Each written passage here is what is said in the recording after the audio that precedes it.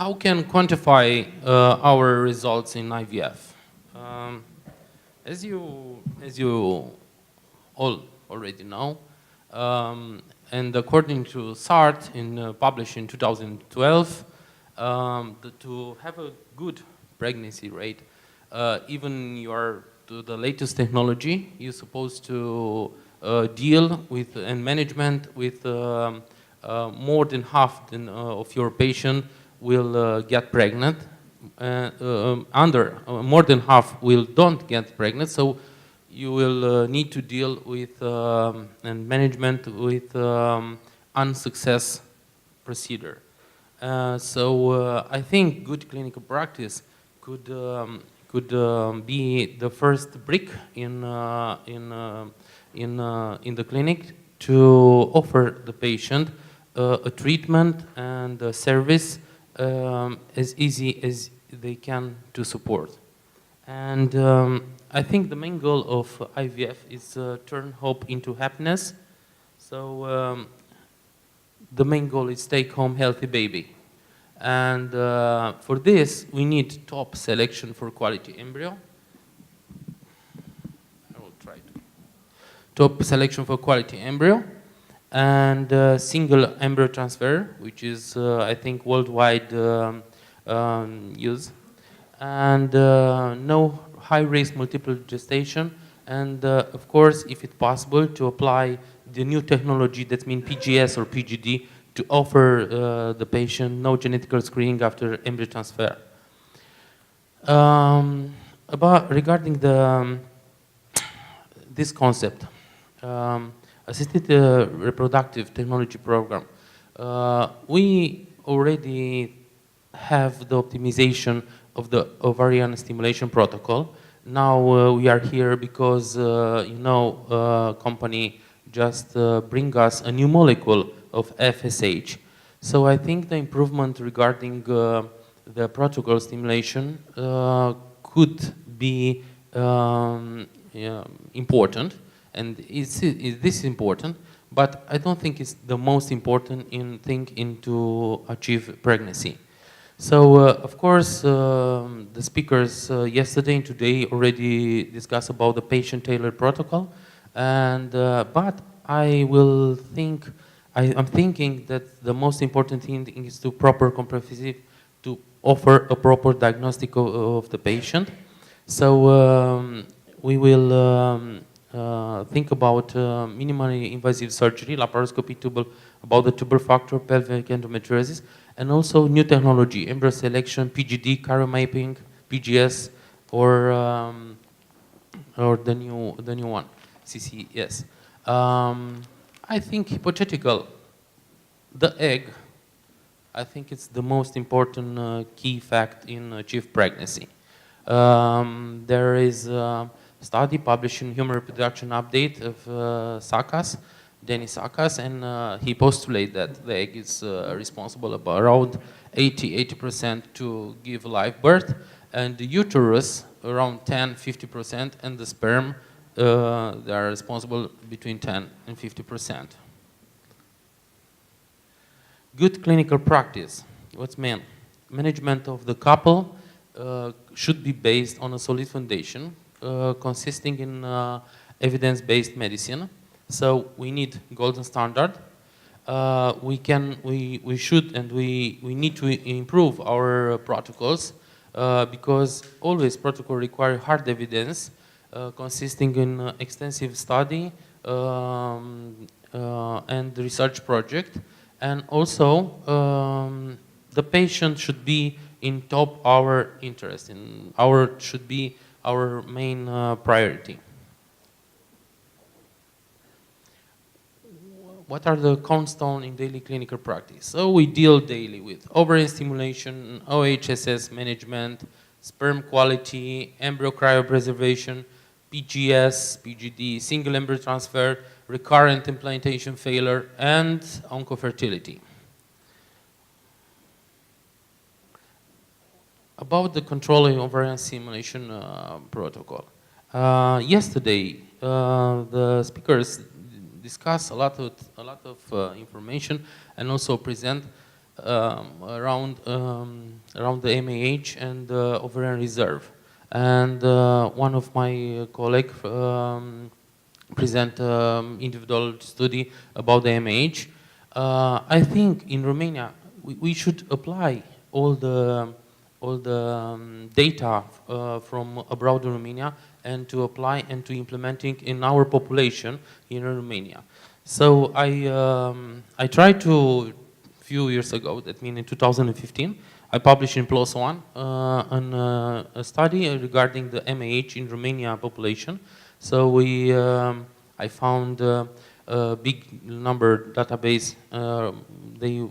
We study the MAH of 5,000 female in Romania, and we found that the decrease of the MAH is, as Nelson already reported, with 0.2 nanogram per milliliter per year. That's the average. So our population in Romania, it's exactly like a population in western part of Europe, where a lot of studies are already presented. So I think the quantity, I think in ovarian stimulation protocol, I think less is more. This concept it's very important for me and for my clinic. So we try to use not many FSH dose, and also the other presenter already tell us the importance of not to overstimulation the ovary. We use also ovarian markers, antral follicle count MAH, and of course we use regularly patient-tailored ovarian stimulation protocol. And I want to ask you, how many of you use the antagonist protocol daily? So that means I refresh my question. I think how many of you use the antagonist protocol more than 75% of the all protocols?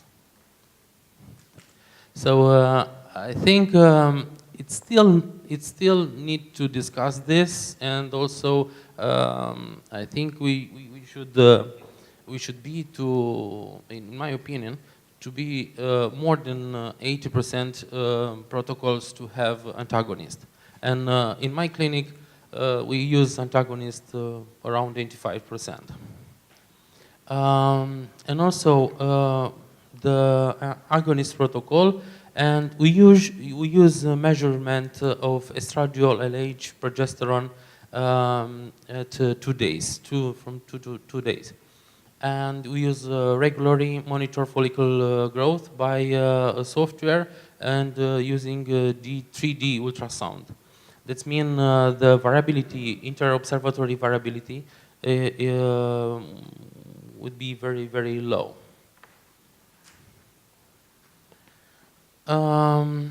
Regarding the ovarian hyperstimulation syndrome, we never had any OHSS syndrome. So I think we are under the OHSS free clinic concept.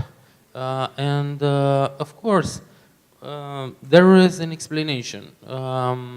We use ovarian protocol mostly antagonist. We use some time to time scarbegoline. We use agonist trigger and freeze-all policy. And also reduce the incidence with agonist trigger. And fair evidence, it's we stay away from PCOS. No, of course we have a lot of PCOS patients, but I try to make a stimulation protocol with a lower dose. We check always, and we are very careful about elevated MAH values. And also we use very often low dose of aspirin. About the sperm quality, I tell you there is 10–50% in pregnancy rate they come from sperm quality. 2 years ago, I presented an oral communication on ESHRE regarding this issue. We tried to find if we use the morphokinetics, analyze, and we had a study with good oocyte, that means no PCOS, no endometriosis, and good MH. We get on ICSI and study on time-lapse machine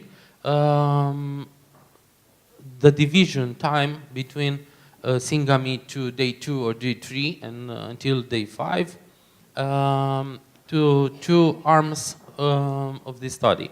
Patient with higher DNA fragmentation index and patient with lower DNA fragmentation index. And we found very interesting results. The time of division was double in a group with higher DFA fragmentation index since the syngamy. So that means it might be possible to affect the quality of the embryo, the genetical or genome from sperm from the beginning, not really from day 3.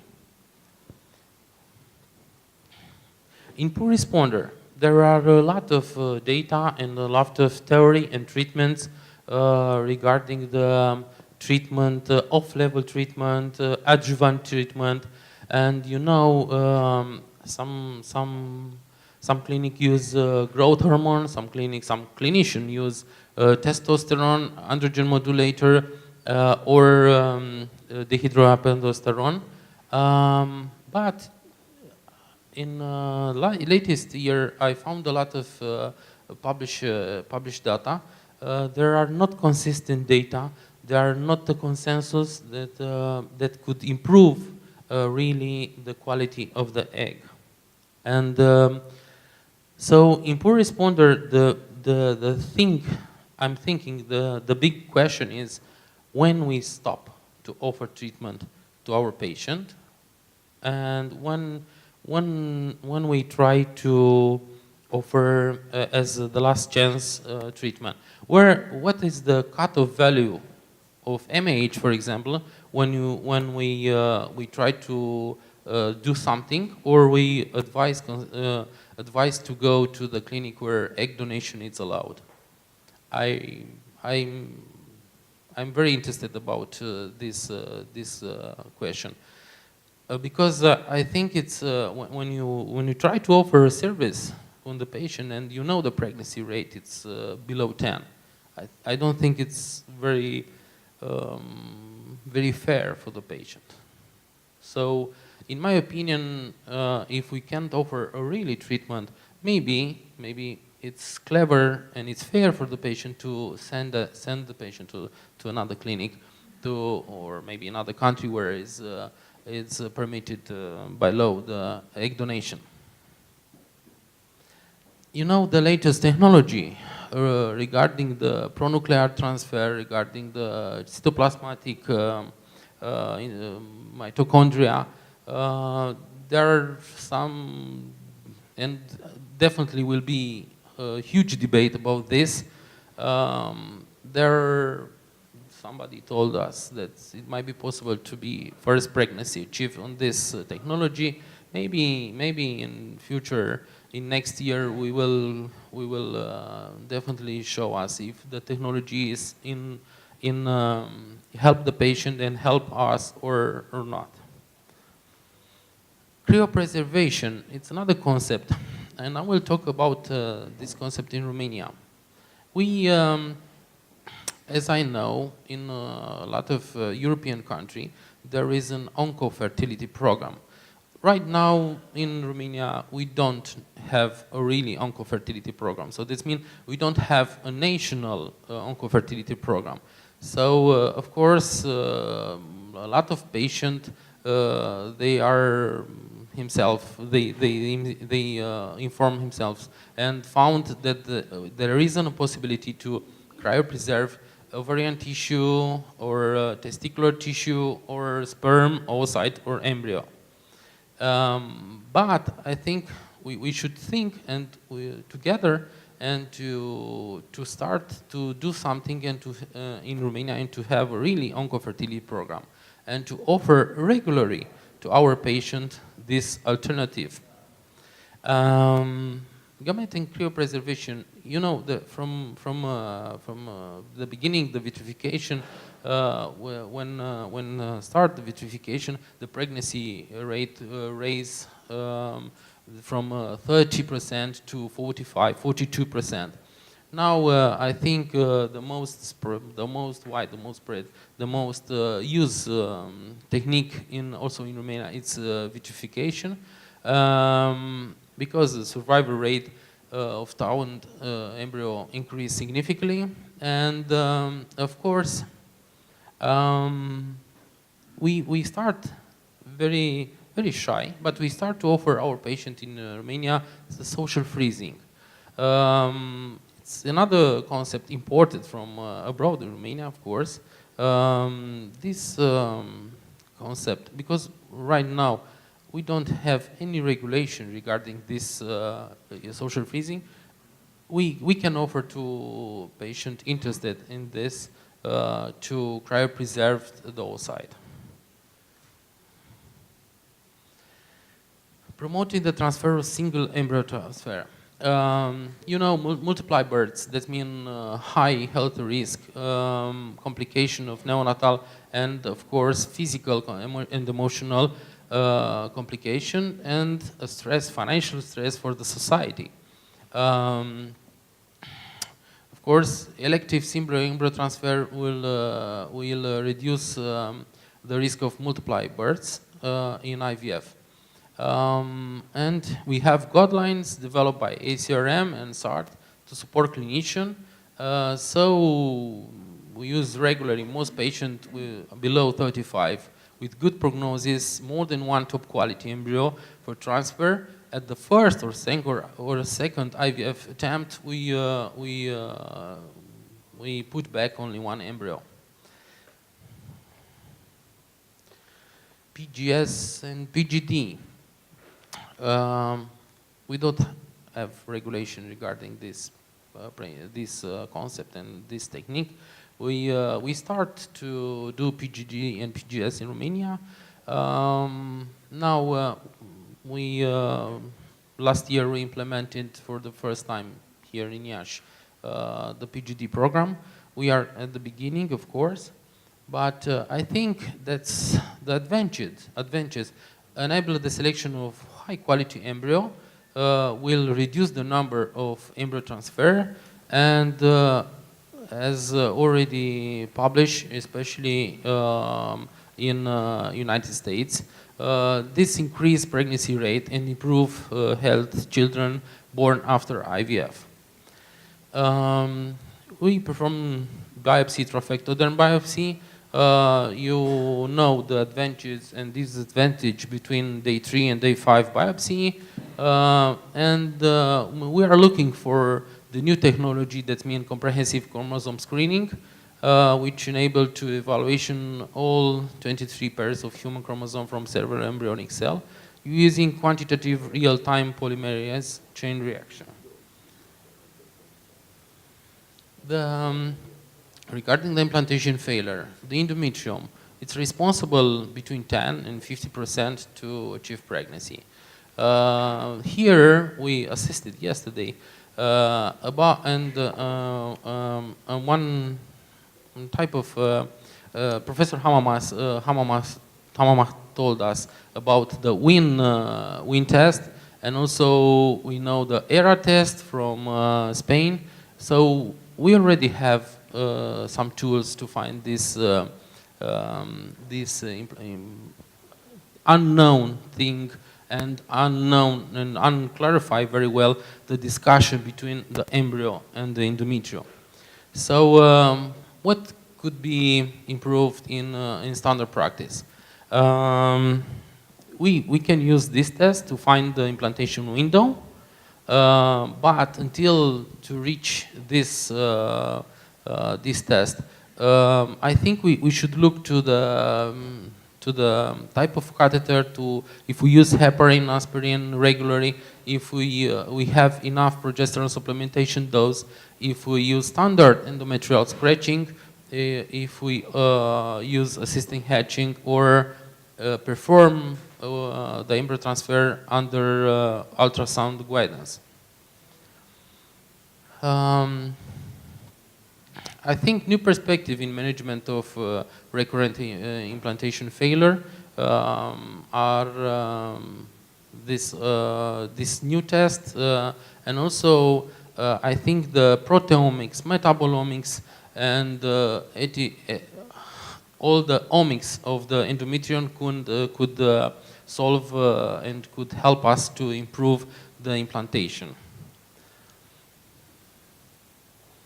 About the fertility preservation of oncological patient, in latest year we offer to our patient this treatment.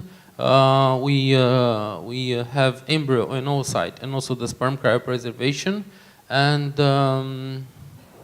also we think to start experimental fertility preservation for prepubertal patient.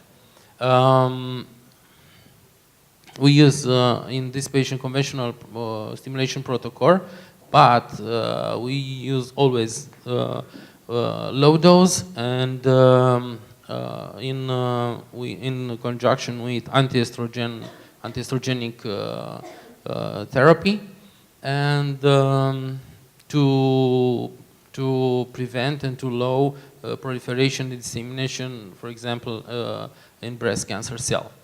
And also there are some data show us that it might be possible an association between BRCA mutation and reduced reproductive competence.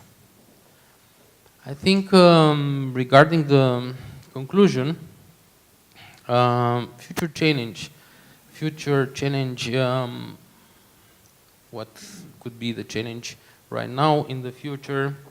I think a proper management of the patient and an appropriate evaluation, tailored protocol, and good and solid evidence-based medicine, I think we can help us to stay in the line, to have a consistent results, and not to have results, you know, this year we have high rate, and next year we have lower rate, and that's mean we are not in the right way.